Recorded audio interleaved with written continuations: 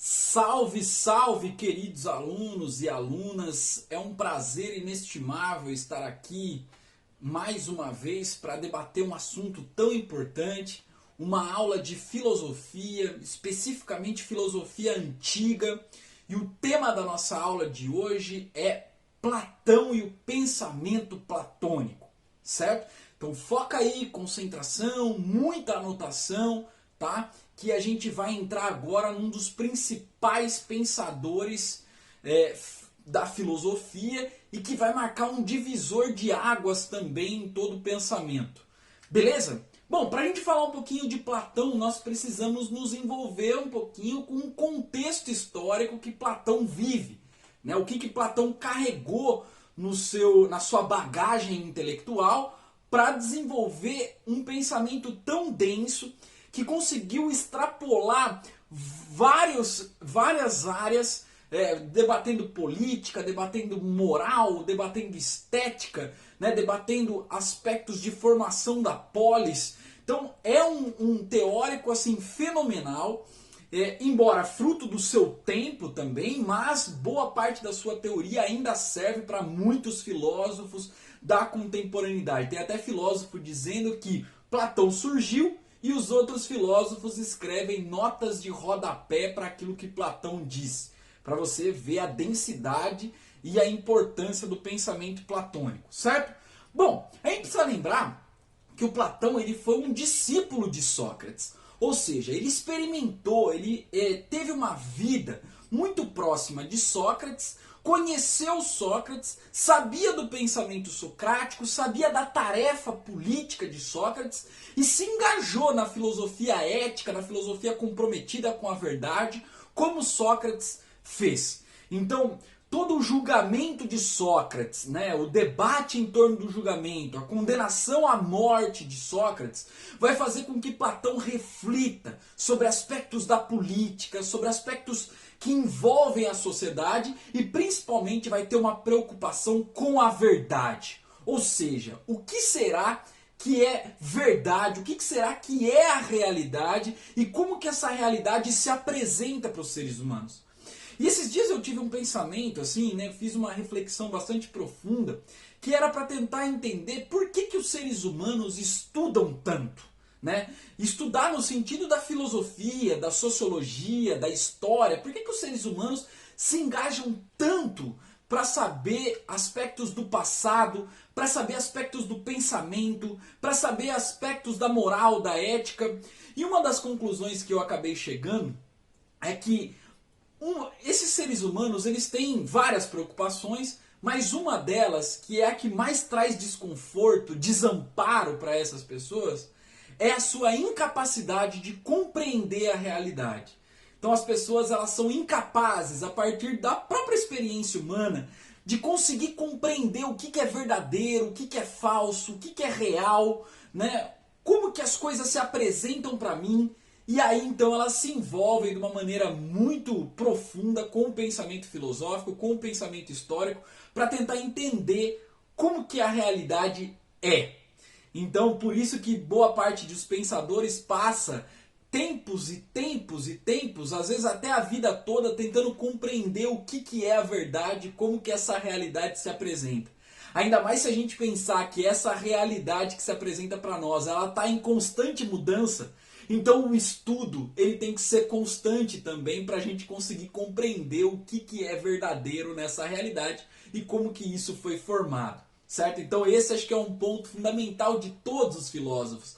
Tentar entender a realidade e formular métodos de análise para que você que está ouvindo essa aula ou lendo o livro de um filósofo consiga também compreender a realidade através desse método. Então os grandes filósofos da humanidade são filósofos que deixaram legados para a compreensão da realidade. Não são só aqueles que analisaram a sua realidade, mas são filósofos que deixaram contribuições metodológicas para que nós, por exemplo, depois de 2000 anos ou depois de 100 anos, consigamos analisar a realidade com o seu método. E Platão foi um desses caras, um cara que conseguiu criar um método de análise e que serve, de certa forma, para muitos filósofos e para a humanidade.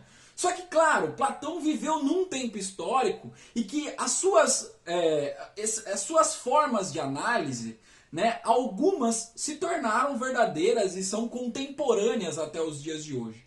Outras se mostraram fragilizadas por conta do tempo, né? O tempo vai transcorrendo, vai mudando as realidades e obviamente que aquela metodologia, algumas, né, algumas ideias do Platão que eram verificáveis naquela época, que eram verdadeiras naquela época, hoje já não se mostra tão verdadeiras assim, né? Mas Platão continua sendo um pensador fundamental para a filosofia contemporânea e a gente vai aqui se dedicar, né, a estudar aquilo que ele deixou de importante para a sociedade, né? Aquilo que é importante para nós para analisar a realidade. Então, um dos grandes pontos do Platão é tentar resolver as lacunas do pensamento socrático. Sócrates foi um grande pensador, mas ele não deu conta de responder absolutamente tudo, né? Você que está um pouco perdido com relação a Sócrates, visita o nosso canal aqui, né?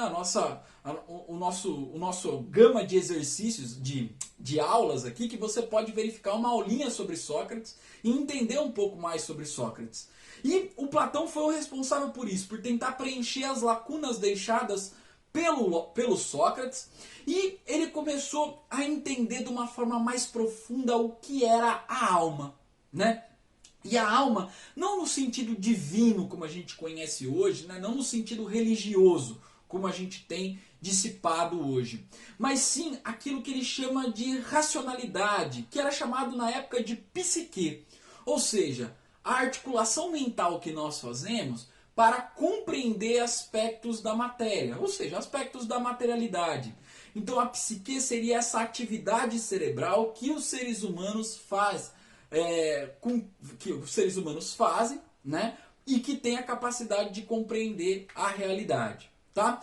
Bom, o Platão também foi muito importante porque ele foi o responsável por conseguir fazer um casamento entre Sócrates, que tinha uma filosofia moral, uma filosofia ética, uma filosofia comprometida com a verdade política, comprometida com o bem-estar das pessoas, junto com a filosofia pré-socrática, que tinha como objetivo encontrar a origem, né, de aspectos da própria natureza. Tanto é que os pré-socráticos eles são chamados de filósofos da physis, ou seja, filósofos da física, filósofos da natureza. Se você não compreende ainda os filósofos pré-socráticos, nós também temos uma videoaula sobre isso. Então procura aí no canal que você acha, tá? E você que é meu aluno tem que estar com esse conceito bem formado na cabeça, tá? Então veja que interessante, né? O Platão é o cara que vai estar preocupado com a moral, preocupado com a justiça e vai querer destrinchar esse conceito para ver se ele tem uma forma universal, uma origem universal. Ou seja, ele quer desvincular qualquer concepção de justiça que seja individualista, certo? Ou seja, eu penso o que é justiça, você pensa o que é justiça e assim a gente levaria a justiça de cada um, vamos dizer assim, como se ela não tivesse aspectos universalizantes. Então o Platão é o responsável por tentar encontrar o que seria a essência da justiça, o que seria a essência do belo, né? O que seria a essência das coisas para que ficasse mais fácil de compreender o que seria verdadeiro. Beleza?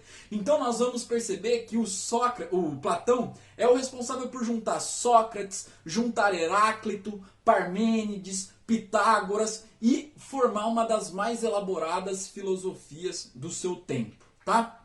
Bom, um outro ponto interessante aí que o Platão vai falar pra gente, vai trazer pra gente, que é que essa psique, né, essa alma que os indivíduos têm, né, junto com o seu corpo, perceba, então o ser humano é formado de duas coisas, vamos dizer assim, a psique e o corpo, né? Essa psique, essa racionalidade, essa alma, ela não pertenceria exclusivamente a um corpo.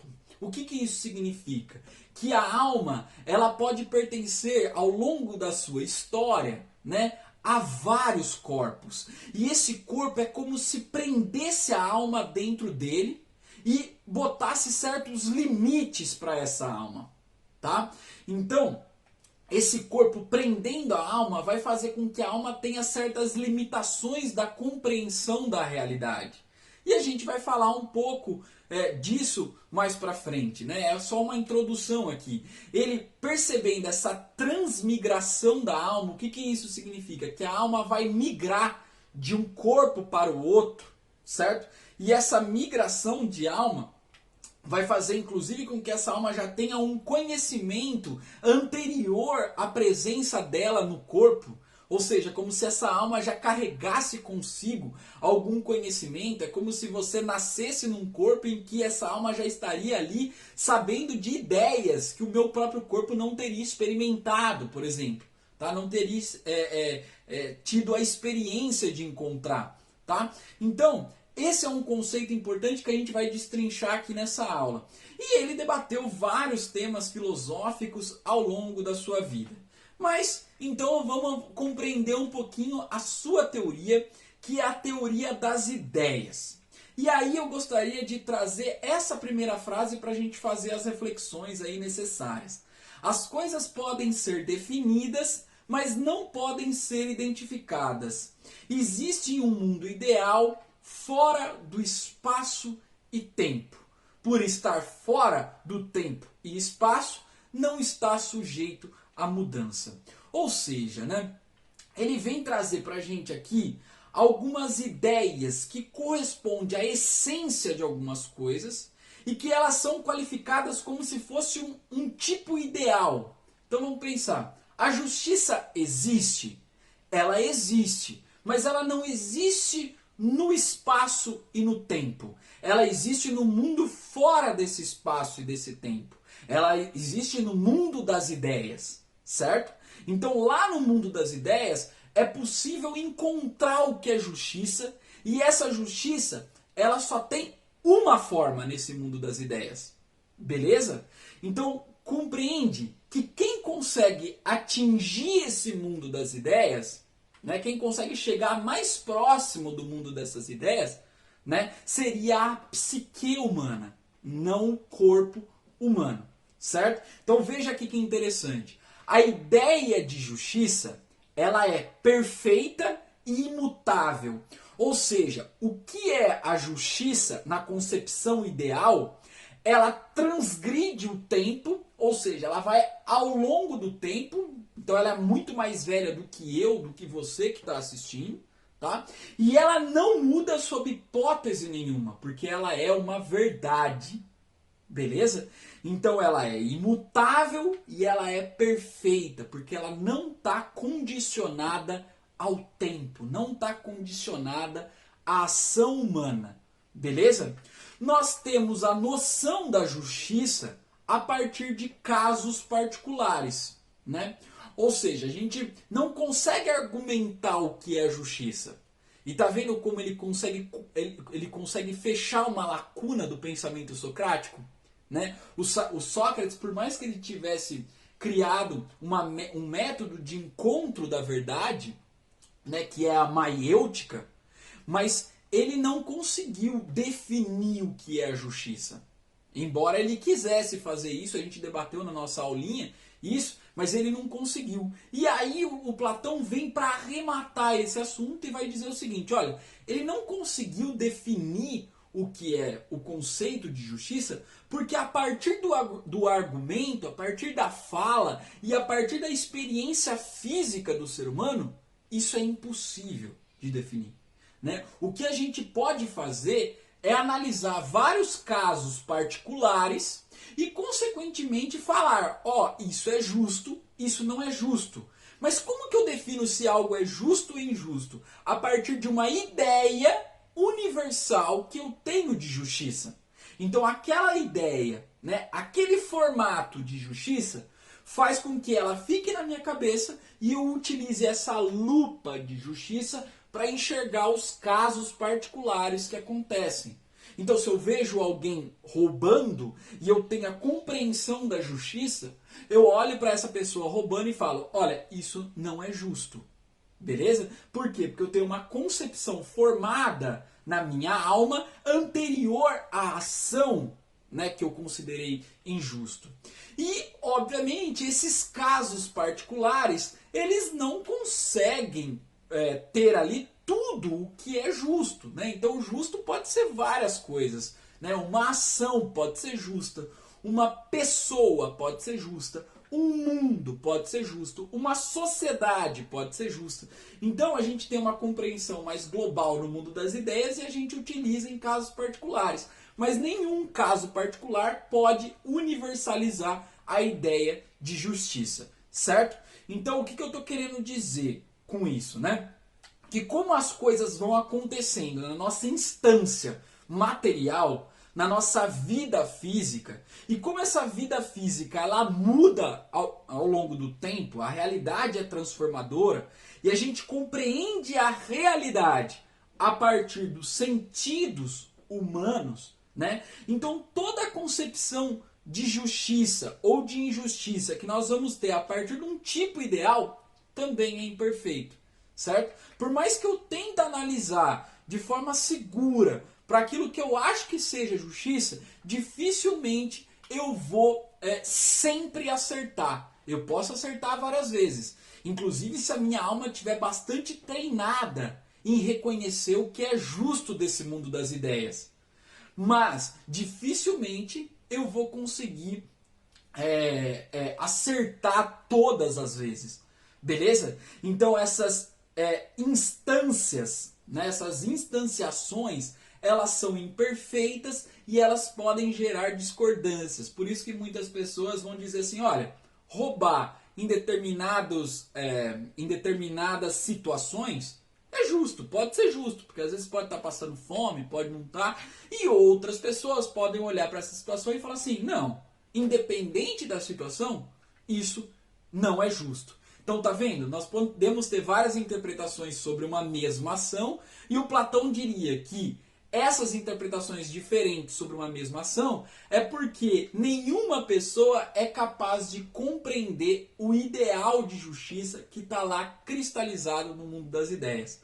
Beleza? Porque é só a nossa alma livre que conseguiria atingir. E como essa alma não está livre, ela está presa dentro do meu corpo, consequentemente ela vai ter dificuldade em estabelecer o que é justo e o que não é justo. Certo? Bom, essa ideia, então, ela existe num mundo diferente do nosso. É um mundo que não tem espaço, que não tem tempo. Né? E quando eu digo que não tem espaço, pessoal, eu estou dizendo que não tem matéria. Beleza? E quando eu digo que não tem tempo, eu estou dizendo que é ahistórico, né? Ou seja, é para além da história, para além do tempo cronológico. Beleza? Então, esse mundo que está além do espaço e além do tempo, a gente vai chamar aqui de mundo das ideias, tá? Então veja essa frase que está embaixo do mundo das ideias, grifada em vermelho aqui para vocês. Um mundo ideal que tem os protótipos eternos e perfeitos do mundo natural. Tudo que o nosso mundo tem de quase existência, ele deve à participação imperfeita na existência plena e perfeita do outro. Ou seja, o mundo das ideias é um mundo perfeito. E o mundo em que a gente está aqui agora é a replicação desse mundo perfeito. Né? Seria o que a gente chama de algo que seria imperfeito. Porque como ele é a replicação, é a partir daquilo que a gente tem ideia e tenta replicar e construir aqui. E como seres humanos, somos dotados de corpo, de experiência sensorial, e a partir do pensamento platônico, essa experiência sensorial não pode compreender a grandeza do pensamento. E, consequentemente, nós reproduzimos de forma imperfeita tudo aquilo que o nosso pensamento é capaz de atingir.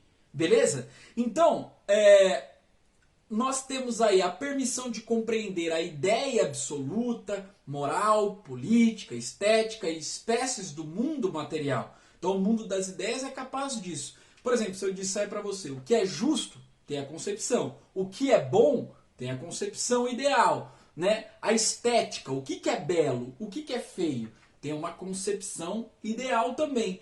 E além disso, a espécie da natureza. Se eu falar um cavalo, por exemplo, a gente vai perceber esse cavalo a partir de um conceito universal que não vai diferir, né, de um pensamento, por exemplo, de um chinês. O chinês, se eu falar para ele o que é um cavalo, ele também vai compreender, vai tentar chegar o mais próximo possível desse cavalo como uma ideia universal, certo?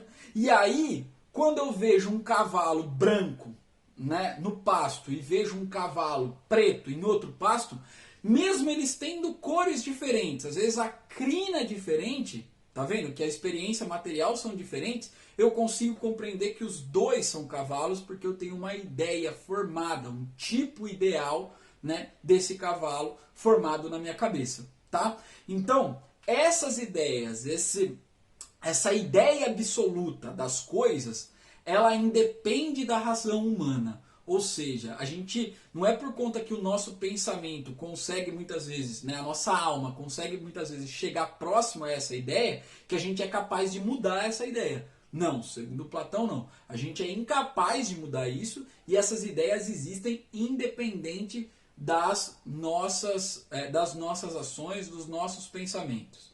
Beleza? Então o que está querendo dizer, na verdade, né? Que essa ideia absoluta e que está no mundo das ideias tenta trazer uma estabilidade para o mundo material. Porque imagina se a gente chamasse ou denominasse essas coisas cada um por um nome por conta que ela muda uma cor, ela muda uma folha, né? Ela muda um formato e assim sucessivamente.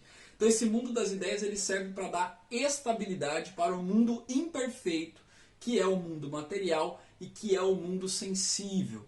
Ou seja, esse mundo sensível que é percebido pelos nossos sentidos, que é percebido pela nossa experiência corporal, tá? Bom, e aí você deve estar perguntando, né? Mas Cláudio, como nós conhecemos as ideias? Primeiro, a alma, ela pertence ao mundo inteligível, beleza? Então, a nossa psique, ela está nesse mundo das ideias, nesse mundo inteligível. Então, quando ela se livra do nosso corpo, ou seja, quando a gente morre, por exemplo, ela pode chegar a esse mundo das ideias livremente. E nesse mundo das ideias, livre, né, ela traz depois, quando ela for transmigrar para outro corpo, né, quando ela for ocupar outro corpo, ela pode trazer o que a gente chama de reminiscência. O que isso significa? Lembranças, vagas lembranças sobre o que ela viveu, vamos dizer assim, antes da experiência daquele corpo. Tá? Então a vida na Terra seria a prisão dessa psique, a prisão dessa alma, né? Nós vamos trazer um afastamento da alma desse mundo das ideias. E aí o Platão traz pra gente que a natureza, a alma, na verdade, tem uma natureza imortal. Ou seja, ela não morre nunca, enquanto a nossa experiência sensível, o nosso corpo, ele tem prazo de validade, tá? Então veja a importância da reminiscência, que seria essas vagas lembranças. Se podemos entender o significado da beleza e da justiça em si mesmas, é porque conhecemos essas ideias separadas dos casos particulares que as instanciam. Ou seja, se eu sei o que é justo, se eu sei o que é bonito, né? Então eu olho para aquela pessoa e falo, nossa, como você é bonito. Ou seja, se eu estou qualificando aquela pessoa como bela, na verdade eu tenho um padrão formado anterior à minha fala daquilo que é belo. E esse padrão formado, ele não foi formado por mim. Beleza? Ele foi formado muito anterior a mim, né? Muito anterior à minha experiência, e ele está concretizado lá no mundo das ideias. Beleza? Então, o que acontece? Essa experiência sensorial que eu tenho de achar as coisas, de ver os casos particulares, acaba me despertando para o mundo verdadeiro. Certo? Então, conhecer não é descobrir, mas sim lembrar daquilo que nossa alma conheceu. Ou seja, né, se eu estou sabendo de algo, se eu estou experimentando casos particulares, né, na verdade eu não estou tendo conhecimento inédito. Eu estou, na verdade, lembrando de coisas que a minha alma identificou como sendo aspectos universais. Beleza, meus queridos? Então aqui eu coloquei um esqueminha para ficar mais fácil de vocês compreender que o Platão, assim como ele divide, né, o corpo, o ser humano, em dois aspectos, que seria a alma e o corpo, né, ele também vai dividir a realidade, o todo, vamos dizer assim, em dois aspectos também. O mundo sensível e o mundo das ideias. Vocês vão ver as qualidades do mundo das ideias e as qualidades do mundo sensível, e aí vocês tirem as próprias conclusões de qual você acha que ele valoriza mais. Então veja, o mundo sensível primeiro, que está localizado embaixo, né? Ele é captado pelos sentidos corporais. Então as ações são captadas, né, pelos sentidos do nosso corpo, os 5 sentidos sobretudo.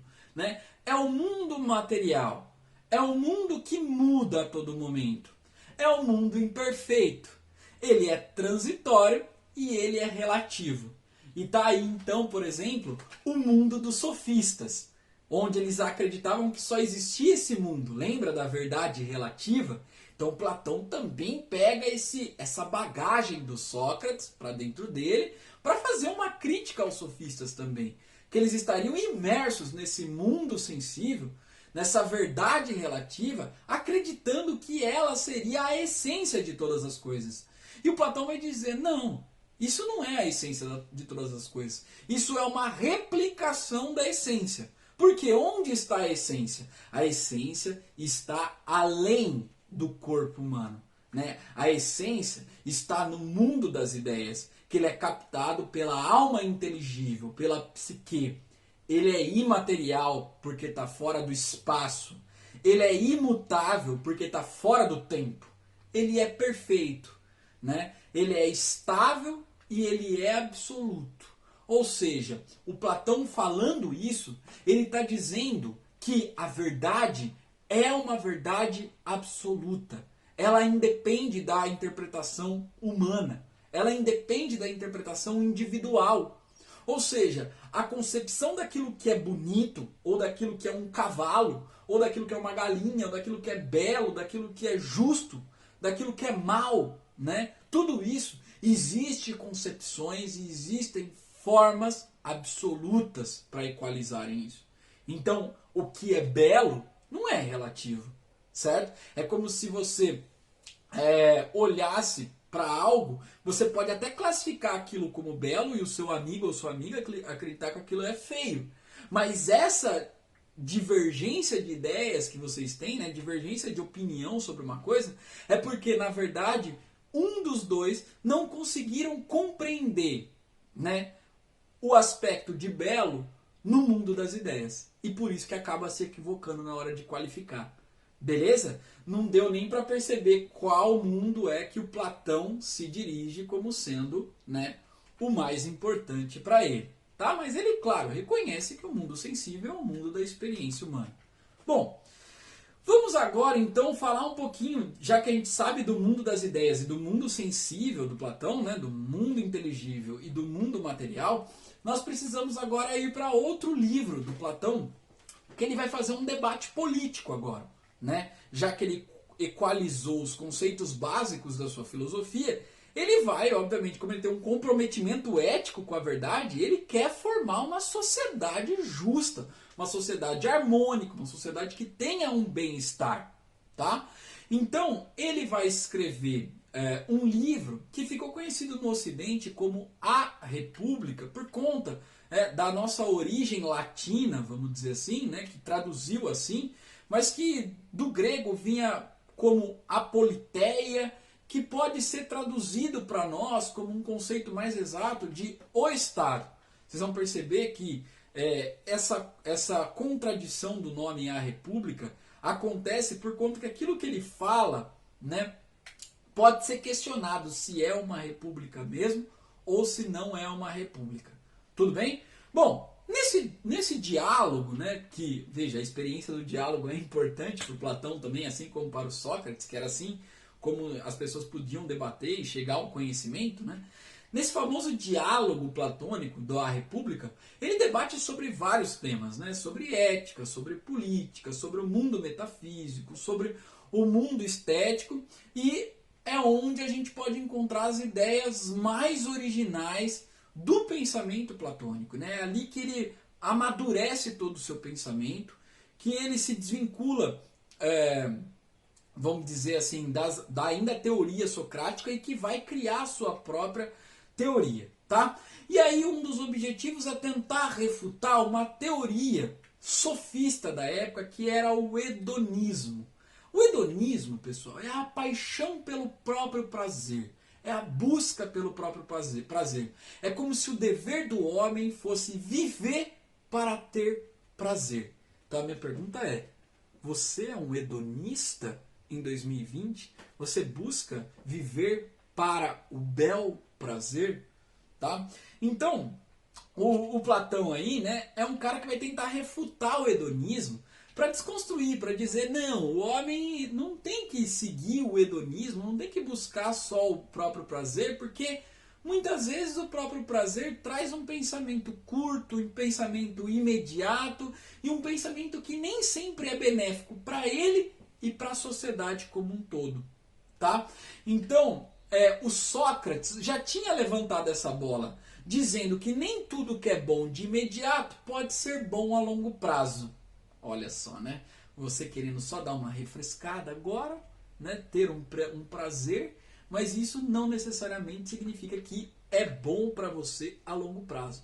Então, esqueça a procrastinação que você está se envolvendo agora, tá? E foque cada vez mais, porque nem sempre o que é prazeroso agora pode ser bom para você a longo prazo. Curtiu? Amor Sócrates? Sócrates é demais, né? Bom, utilizar a racionalidade para ir além dos nossos impulsos. Então ele vai dizer assim: o prazer ele está muito próximo aos nossos impulsos, às nossas pulsões, né? Pulsações. Então, seria interessante que a gente pudesse controlar esses impulsos. E esse controle dos impulsos vai fazer com que a gente tenha uma vida mais racionalizada e, consequentemente, a gente pudesse ir além, tá? Ir além. E o Platão vem e fala assim: bom, e agora então, já que a gente tem o nosso controle racional, a gente não deve só racionalizar o que é bom para a gente. A gente deve racionalizar o que é bom, mas no conceito universal. Sair do mundo terreno, ir para esse mundo universal e compreender o que é bom lá no universal para a gente tentar emplacar, né, no mundo material, né, do mundo das ideias para o mundo material. Então, o Platão vai levantar que a justiça, por exemplo, é um bem em si mesma. Então, o ser, né, que é justo é feliz sempre por ser justo. Então ele vai ser sempre feliz por conta disso. A justiça, ela sempre vai trazer algo benéfico para os seres humanos. Principalmente porque ela vai auxiliar a gente a compreender a realidade e compreender a verdade. Então, primeiro nós precisamos estabelecer o que é justo em um sentido amplo como ideia, para depois a gente classificar as nossas ações e realizar as nossas ações com base nesse pensamento. Então veja mais uma vez a importância do mundo das ideias, tá? Bom, e aí ele vai dizer o seguinte: para a gente tentar construir uma sociedade baseada na justiça e a gente conseguir atingir os ideais de justiça que eles estão cristalizados no mundo das ideias, nós precisamos formar boas pessoas para que consigam chegar o mais próximo possível do mundo dessas ideias, né? Então as pessoas precisam dedicar talento, precisam dedicar esforço individual, né? E esses esforços, né, que vão ser depositados, e esse talento, eles precisam ser direcionados para a construção das suas virtudes, para a melhoria das suas virtudes, para que elas possam atingir aquele ponto específico, né? Então, se a gente tentar racionalizar uma sociedade baseada nos princípios platônicos, segundo ele, no fim das contas, nós íamos ter uma sociedade que tinha bem-estar social. Ou seja, uma sociedade justa, uma sociedade sem desigualdades, né? Uma sociedade que poderia levar à emancipação do indivíduo. Mas para que isso acontecesse, né, ele traz para a gente uma organização social baseada num plano educacional. Ou seja, é preciso primeiro entender o ser humano para depois gerar um plano de educação para todas as pessoas para que a gente construa uma sociedade justa. Então ele vai dizer assim, ó, que a nossa alma ela tem 3 faculdades distintas. Né? Tem 3 coisas que tem na nossa alma. Nós temos aí um aspecto apetitivo na nossa alma, que é aquela busca pela sobrevivência e pelo prazer, sobretudo pelo prazer imediato. Nós temos um aspecto irascível, né, que desperta na gente o sentimento de ira, o sentimento de coragem, o sentimento da busca pela glória. Tá? E nós temos um terceiro elemento nessa nossa alma, que seria o aspecto racional, que seria o elemento capaz de controlar os nossos impulsos, as nossas pulsões. Tá? Então veja que interessante aí. Se nós temos esses 3 elementos dentro do nosso corpo, é bem provável que num dado momento essas coisas elas vão ficar entrando num pé de guerra entre elas. Tá? Então pode ser que se a gente não tenha um plano educativo bastante interessante para o nosso corpo, né, alguma dessa faculdade acaba se destacando perante as outras 2, certo?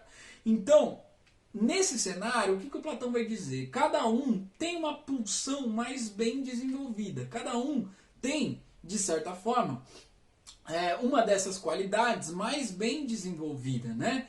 E aí ele vai pensar o seguinte, olha, que para a gente ter uma sociedade ideal baseada na justiça, nós precisamos pelo menos dividir, né, as tarefas dessa sociedade como se fossem organizadas por especialistas. Então, por exemplo, para uma sociedade ser justa, nós precisamos ter uma produção material de objetos e de comida. Então, quem vai ficar responsável por isso? Os profissionais, os técnicos da área. Ou seja, aqueles que têm dentro da sua alma, né, uma perspectiva mais voltada para, né, essas habilidades. Tá? A segunda, nós precisamos também para essa sociedade, né, um corpo de pessoas que possa defender essa sociedade, porque a guerra é iminente, né? A guerra acontece a todo momento.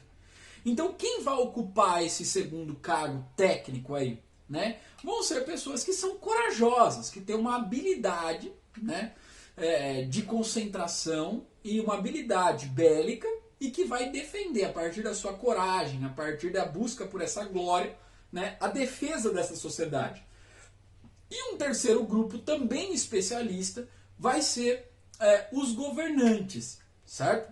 Então, quem seriam esses governantes? Aqueles que conseguiriam desenvolver a racionalidade, né? Aqueles que conseguiriam ter a capacidade de controlar os seus impulsos, certo? Então seria aqueles responsáveis por chegar o mais próximo possível do mundo das ideias. E quem são esses caras então? São aqueles que a gente chama de filósofos, certo? Como se fossem então os reis filósofos, né? Então o que a gente vê aí é uma república dos sábios, vamos dizer assim. Por que dos sábios? Porque os governantes, eles executariam uma tarefa técnica apenas. Né? Qual é a tarefa técnica? Eles vão executar aquilo que eles mais sabem fazer, que é encontrar, né, as ideias no mundo das ideias e, consequentemente, praticar a justiça.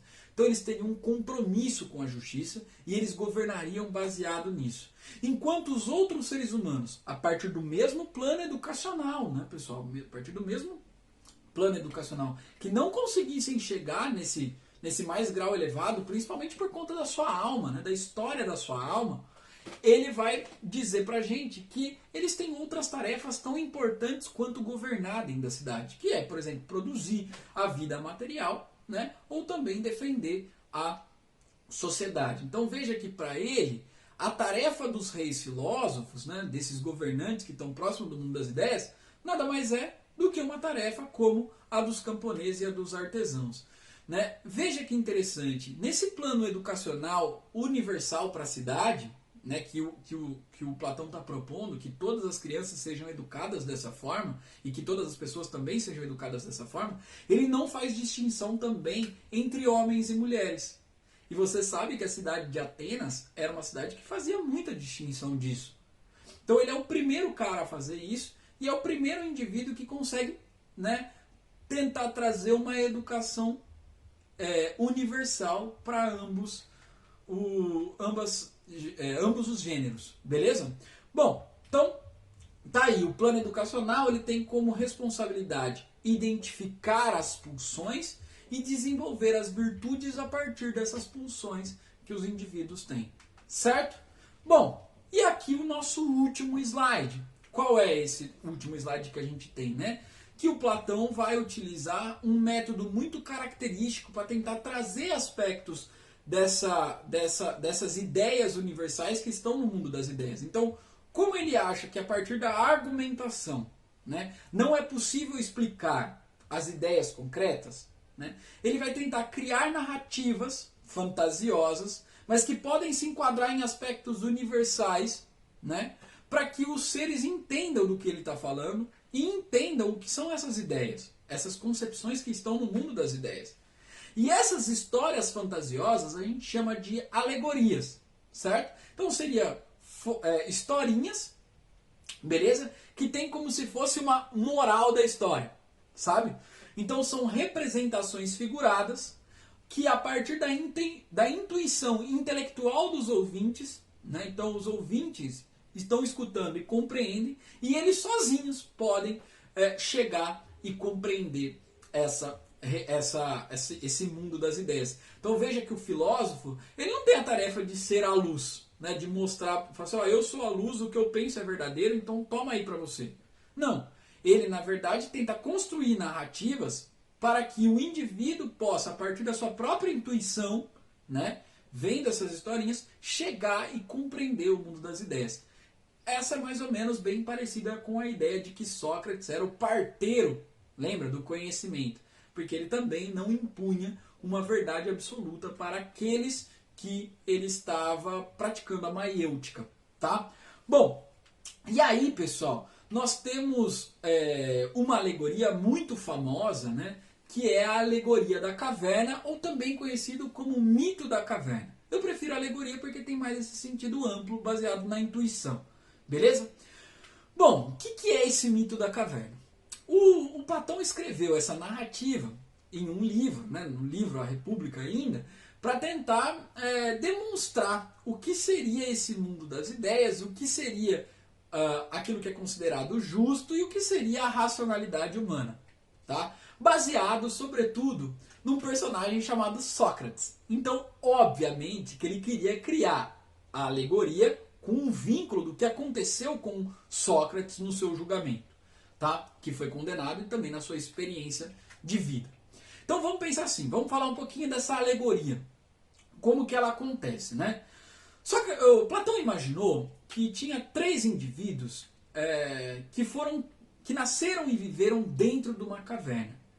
E o seu corpo, eles estavam todos presos no fundo dessa caverna, e o rosto deles todos estavam sempre voltados para a parede final dessa caverna. Então eles estariam de costas para a entrada. Na entrada tinha então uma fogueira. E conforme as pessoas, os animais, as coisas eram empurradas, né, cavalarias iam passando próximos a essa fogueira reverberava uma sombra para o fundo da caverna. Só que esses indivíduos que estavam presos, eles só visualizavam as sombras. Eles não compreendiam o que estava atrás da fogueira. Então, para eles que nasceram e viveram ali, a sombra era a verdade. Inclusive os sons que vinham lá de fora, para eles eram os sons das próprias sombras, né?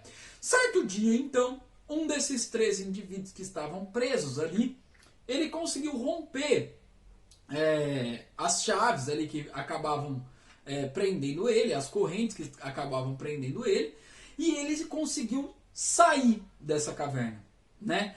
Ele, num primeiro momento, obviamente, ele conseguiu observar a fogueira, que era uma fonte de luz.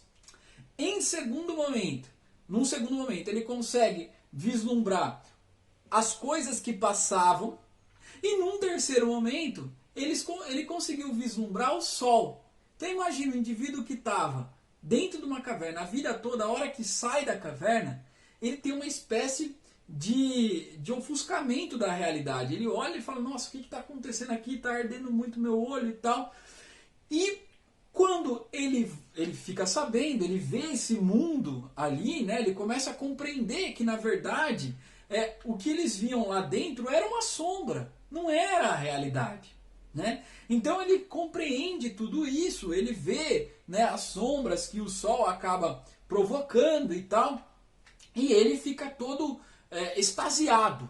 Né? O Sócrates aí fica todo extasiado, porque ele conseguiu compreender o que era a realidade, a partir da luz que seria essa razão humana. Né? E aí o Sócrates então, que é o personagem do livro, ele vai contar para os seus amigos do final da caverna e tentar, de certa forma, libertar esses amigos. E aí a pergunta que o Platão deixa no final dessa alegoria é: o que vai acontecer com Sócrates quando ele libertar os seus amigos? Você acha que os amigos vão querer que ele se liberte? Porque, na verdade, o que o Sócrates está fazendo ali dentro da caverna é falar, ó, tudo que vocês viram desde o começo das suas vidas é mentira. É uma falsa realidade. Vocês agora têm que compreender a realidade de fato. A pergunta é, será que essas pessoas elas estão dispostas a compreender essa realidade? Né? Será que elas estão dispostas a compreender um mundo fora do seu mundo? Né? Será que essas pessoas elas não estão vendo só parte de uma realidade? Elas não podem compreender a maior parte dessa realidade? Então, ele demonstra claramente pra gente que esse mundo das sombras seria o mundo sensível, né? E o mundo da luz, fora da caverna, seria o mundo inteligível, tá? E aí é uma reflexão sobre o que aconteceu com Sócrates, né? E aí o Platão provoca. Por que provoca? Porque, na verdade, o que aconteceu com Sócrates? Ele foi morto pela sua sociedade, que se recusou, segundo Platão, né, a interpretação do Platão, que recusou enxergar como era a realidade, certo?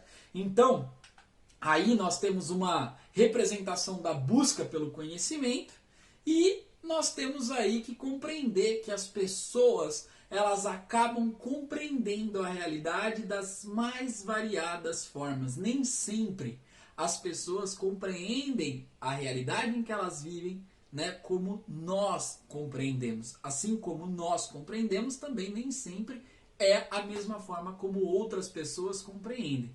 Então nós temos lógicas diferentes de pensar, formas diferentes de pensar essa realidade, mas, segundo Platão, existe algo que é uma verdade absoluta e que nós todos deveríamos nos comprometer a encontrar essa verdade absoluta.